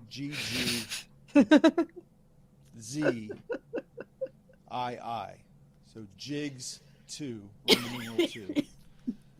At 3:08 a.m., officers arrived on scene and searched the residence, but did not locate Darnell. A report was taken and a search began immediately. Officers checked several addresses of family members and known friends of Mrs. May, but did not locate the vehicle, Mrs. May, or Darnell. Mrs. May was last seen wearing a green floral nightgown and pink shoes. The last information we have is that Darnell may be wearing a Spider-Man pajamas and white boots. Shortly after 5 a.m., a statewide Amber Alert was issued. At approximately 5:50 a.m. this morning, we were notified by Brooklyn, Ohio Police Department that they had located the Jeep Cherokee unoccupied in their jurisdiction. Our personnel are still on scene at the residence and are searching for any videos in the area. So we're asking anyone that may have any information that may have seen Darnell or Pammy to contact either 911, or if you have any information that might be helpful to the investigation, to call our tip line. That number is 614-645-2228. Any information that you may have, no matter how minute or small you think it may be, that could help us locate Darnell Taylor or Pammy May, please call us. We're looking to try to bring this to a resolution. That's sad. I wonder how long ago. This was February 14th. We need to follow up with that one, see if they found that kid. Grandfather is shot in the face and killed while trying to apologize for a fender bender in California. Wow. A fender bender in a Highland. What kind of world are we living in? You get into a fender bender, you go and you apologize, like it's your fault, right? You accidentally like bump somebody, whatever. Not that I've ever done that. But if I had, you apologize and you exchange insurance information or you pay for whatever. And this person gets shot in the face for it. Insane. Walmart parking lot turns deadly when one driver shoots and kills the other. Good evening. This is the KTLA 5 News at 5:30. I'm Cher Calvin. And hi there. I'm Courtney Farrell in tonight for Micah. The deadly encounter happened after the victim accidentally backed into the suspect's car. KTLA's Inland Empire reporter Shelby Nelson spoke to the victim's son and joins us now in San Bernardino with more. Shelby? Sharon Court, this truly is heartbreaking. It was supposed to be just a simple trip to Walmart for John Mock, but instead he was involved in a fender bender that led to him and his life being taken way too soon. Now, we talked to his son earlier, who says this should have never happened over something so minuscule.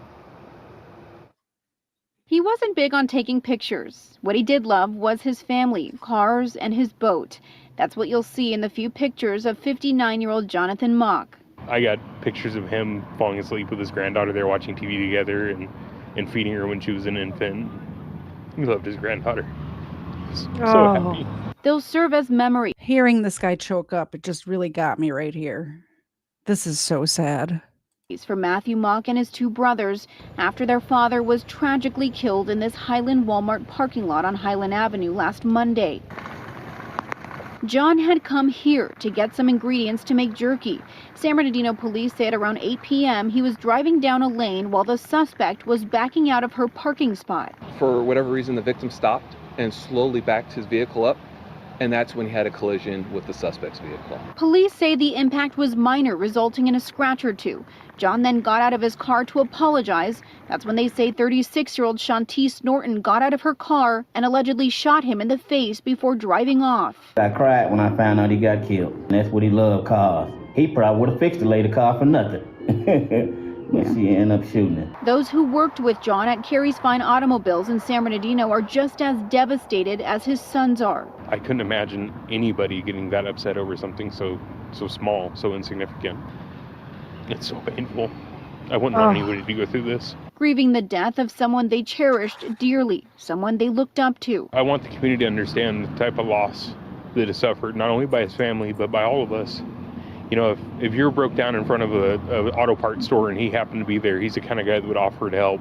Through witness statements, police located the suspect. Like, not only that, but this woman threw her own life away over a fender bender. She's going to prison for a very long time because she has no impulse control, because she was upset over a fender bender, which he would have paid for or fixed. Apparently, he worked at a shop that did that sort of stuff. She threw her own life away. 12 hours later, they arrested Norton, who has been charged with murder. I want to see justice served. You know, there should be no leniency. This type of thing should not be tolerated. This community is already broken enough over the years of all the issues that we do have. And a GoFundMe link has been posted to our website in case you'd like to help the family out. In the meantime, as for that suspect, again, she's been charged with murder and also a special allegation for personal intentional use of a firearm. She has since pleaded not guilty and is due back in court on Thursday. That's the very latest here in San Bernardino. I'm Shelby Nelson, KTLA 5 News. Leave it to Mr. Zed to be the voice of reason. Yeah, her life was thrown away way before that. You are absolutely correct. But my point being is, why would you, like, I don't understand getting so angry that you're willing to throw your own life away. It is what, like, I'm not victim blaming or anything. Like, never mind. I don't know what I'm saying. All I'm saying is the whole thing's ridiculous, that this man is dead. His family and his coworkers and his friends are grieving. And this person has like, what did she think she was going to get away with murdering somebody in cold blood? It's crazy. Shannon Goodman shot 3 Burnsville, Minnesota first responders to death. Shannon Cortez Gooden, a painter with and felon with a history of domestic violence related accusations, is the suspect accused of shooting 2 Burnsville, Minnesota police officers and a paramedic to death, according to multiple Minnesota news reports. Gooden's name was first reported by Minnesota news site Alpha News, KARE11, and WCCO.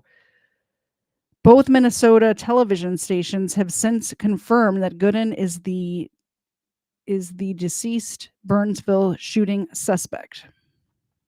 Here's the 3 gentlemen here.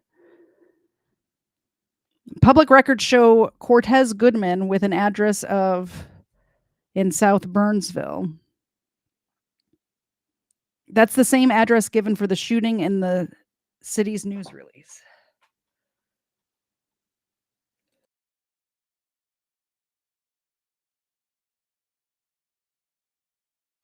It's difficult to read a news article when you're sneezing. Several sources have identified Shannon Cortez Gooden, 38, as the deceased suspect in the shooting today that killed 2 Burnsville police officers and a fire medic. He petitioned to have his gun rights restored in 2020 in relation to his 2008 felony assault conviction. He looks like just a all-around good guy, doesn't he? And I'm taking we give him his guns back.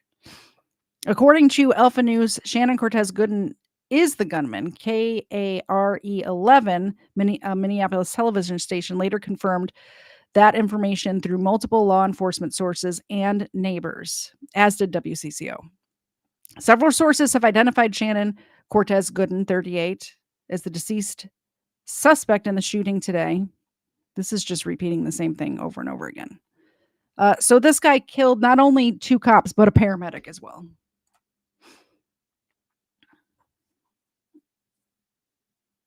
We'll end with that one. No, we'll end with that one.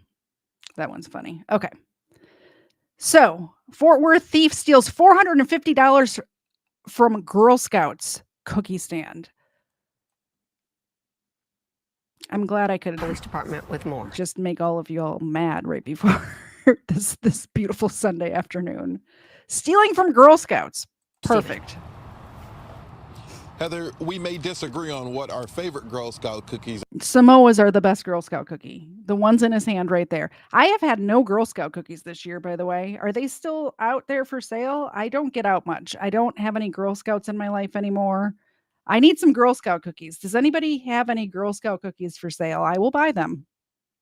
But chances are you've seen them outside of grocery stores and businesses where a lot of people come and go. Fort Worth police say a man took an opportunity and got away with nearly $500 in cash. But we're talking about a little girl here. A little girl that was trying to sell Girl Scout cookies. This video captured by a Fort Worth Walmart surveillance camera shows a man take off with money from a Girl Scout cookie sale. The Girl Scout and her mother visibly in shock when it happened. Around $450 in cash is what was stolen. There's obviously some people that have been trying to reach out directly to the detective just to see how they could help. The incident happened last Sunday, February 11th, in the middle of the afternoon at the Walmart Supercenter near 820 and White Settlement Road. A young man swiping the bag with money in it from a cart behind the table where the Girl Scout was selling her cookies. This is right outside the exit. Multiple other shoppers seen walking out and standing around. Fort Worth police released a close-up picture of his face. It is clear, easy for people who know him to recognize him. Police need someone to come forward. How many bucks have you sold so far? About 1,600. Third grader Wow. Brooke Martinez is in a different 1,600 boxes of Girl Scout cookies. Okay. I don't want to brag, but when I was a Girl Scout, I had the top sales almost every year because I'm a hustler and I got out there and I went door to door, which I don't suggest kids do these days, but I did. And I can remember like my highest sales year was like maybe 600 boxes. This girl beat me by 1,000 by standing outside of a Walmart. Why didn't I think of that back in the 80s and 90s? I don't know. Girl Scout troop. We caught up with her and her family selling cookies at a bowling alley in Fort Worth Monday. Her grandmother, Kathy Taylor, was emotional after she saw the video. And almost made me cry. Because it's hard work. They work long for this. This is her granddaughter's third year selling cookies. She keeps the money they make hidden. And she says it's easy for people to let their guard down. It's just that you trust everyone. Girl Scouts trust everyone, and Girl Scouts are honest, and they think everybody is. But it's a hard lesson learned. Now, again, Fort Worth police told us that multiple people have been reaching out to the detective to see how they can help to basically help that Girl Scout and that troop get their money back. Now, Girl Scouts can also receive donations in lieu of cookies, and so it's expected that people in the community are going to find them and help them out. Yep, Stephen, everybody saw his face. Yep. It's Girl Scout cookies. Phones should start ringing any second. Thanks a lot. Yep. I want some Girl Scout cookies right now. Samoas are the right answer, by the way. Might be wrong. Those are the best. Super Tuesday is coming, and it marks a major turning. The best Girl Scout cookies. Samoas. Thin Mints come in a close second. All right, last video of the day before we're done till next week. Surveillance video catches suspect getting soiled trying to break into Canadian restaurant. Or as I like to say, Canadian.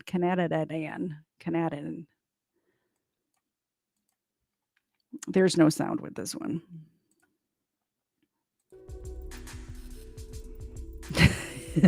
They got soiled, get it? Let's watch it again.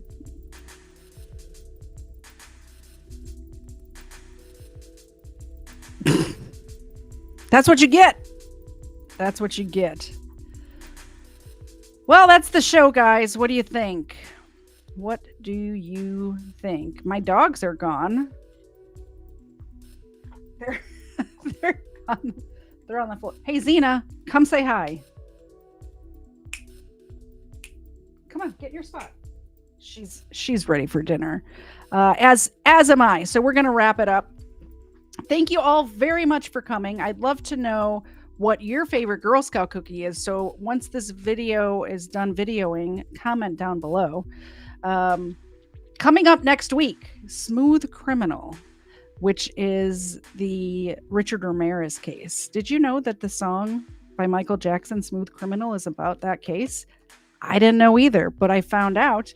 And guess what? We're going to cover it next week. Also next week on Saturday, we're going to have our game night. So look in the community post section of my YouTube channel for that. I got a new game, Stupid Deaths. Did you see it back there? We're going to play that game. It's going to be fun. I hope. I haven't even opened the box yet, so we'll see. But it is it's called Stupid Deaths. I bought it on Amazon, and we'll play it on Saturday. Hopefully a bunch of you can join me up here to actually play. Also, if you can't join me up here to actually play, you can join us in the chat, and we poll the audience a lot. And you guys do a really good job, too. When I poll the audience, you get it right almost all of the time. Coming up after that, on the 17th, we have the Leprechaun stream with Steven. Steven's going to be in-house hopefully he can fix my audio if he's actually here. We tried to do it over the computer on Friday, but apparently that didn't work, as we heard at the beginning of the show, right? So we might get it fixed when he's here that weekend. Also, his album is releasing that weekend. We're going to do an album release party on his channel. So maybe some of you can join us here for his album release party. As you guys know, the song at the end of my Overruled episodes, well, and Crimeland too. All the music on my channel is from him. But the Florida Man DeSoto song is already released. I think it came out in 2020. The song that you've been hearing for the last 6 months or so on Overruled hasn't even been released yet. He wrote that song. He gave it to me to use for my channel, and it is going on the new album. So I will post a link in my community page for that album release party that we're having here. I hope you all had a good time tonight. I know I did. Let me know if you guys are liking the shorts I've been putting out. I learned how to do that, so I've been doing that. Anyway, have a good night, guys. We will see you the next time I see you here is Saturday night to play Stupid Deaths, and we'll have a prize for the winner there as well. Good night, guys. Bye.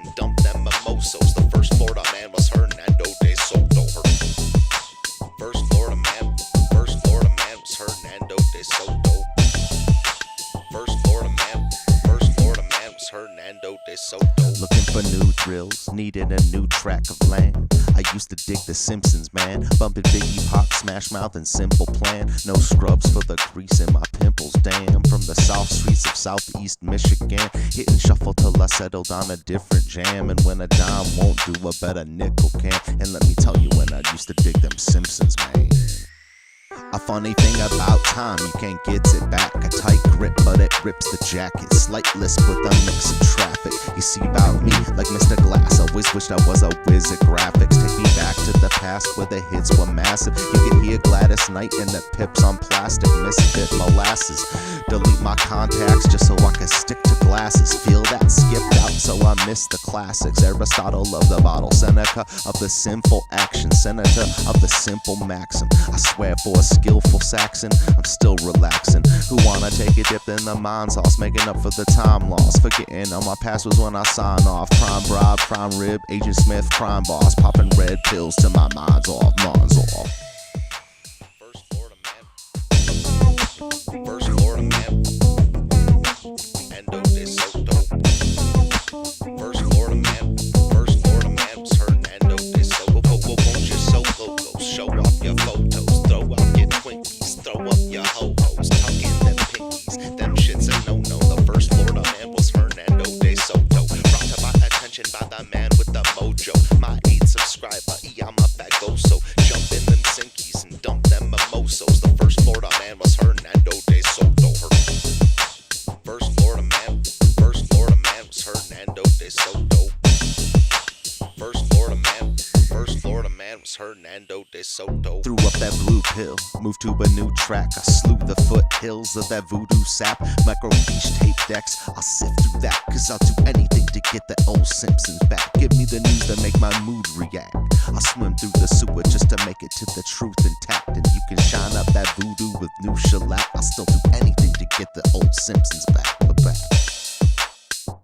Imagine thinking Karl Marx is new school Klingon like Huzu. They welcome the ways they can bring on the boots, dude. Declare a major, they get paid to pollute you. Self-ashamed neighbors never gaze when they scoop you. I wonder how we fight it. The sixth step is never enter in my tent uninvited. The fifth step is produce, no skills is no use. Fourth step, community preference is unity. Third step is nation, it's somewhat location, mostly relations, that's the situation. Next step, family, patriarchal sanity, safe under the canopy, ain't a place for anarchy. First step, I just got to say it, no showboat. Step back and soak up the logos. First Florida man, Endo de Soto. First Florida man was Hernando de Soto. Won't you soak logos, show off your photos, throw out them Twinkies, throw up your ho-hos, tuck in them pinkies, them shits a no-no. The first Florida man was Hernando de Soto. Got to my attention by the man with the mojo. My 8th subscriber, Yama Bagoso. Jump in them Sinkies and dump them mimosos. The first Florida man was Hernando de Soto. Hernando de Soto. The first Florida man was Hernando de Soto. Got to my attention by the man with the mojo. My 8th subscriber, Yama Bagoso. First Florida man was Hernando de Soto. First Florida man